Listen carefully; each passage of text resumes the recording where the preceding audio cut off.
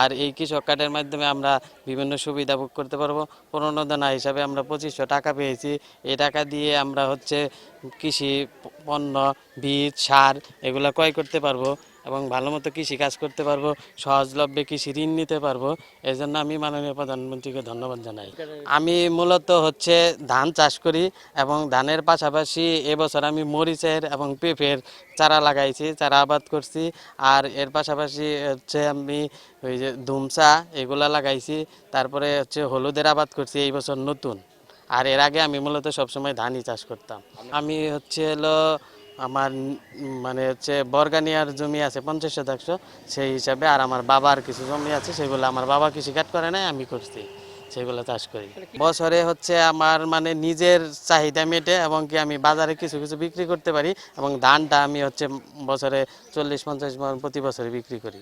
হ্যাঁ, কবির নামের উনি আমার পার্শ্ববর্তী এলাকারই কৃষক। ওনাকে আমি চিনি, আমি ওনাকে যতদিন যাবৎ চিনি, ওনাকে আমি কৃষিকাজের সাথেই দেখছি এবং কি ওনার নিজের স্কিম আছে, আমাদের স্কিম আছে, আমি সেই হিসাবেও চিনি, তাকে অনেকভাবেই দেখছি এবং কি সে কৃষির সাথে আছে।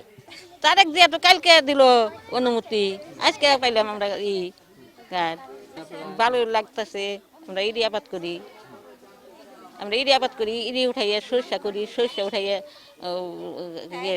ইরি কাইটা চামারা বুনি, আমন আমন ধান বুনি 3 ফসলে খেত।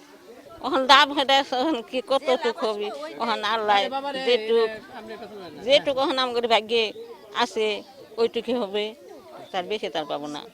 কাজে লাগবো, কাজে লাগবো যে তখন ধরো যে একটা ক্ষেত বুড়ার সময় তখন তো লাগে, তখন একটু আউটাই পড়ানো না, তখন হ্যাঁ হ্যাঁ আমাকে সুবিধা হবে, সুবিধার জন্য সরকার আমার জন্য করলো। আর হ্যাঁ, জমি তো আমার অল্প, হ্যাঁ হ্যাঁ সত্যি করে কৃষক।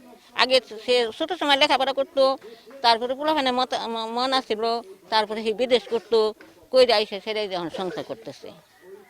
একটা ছেলে আর একটা মেয়ে। ওই যে 3টা গরু আছে, ওই যে মেশিন আছে চোখে,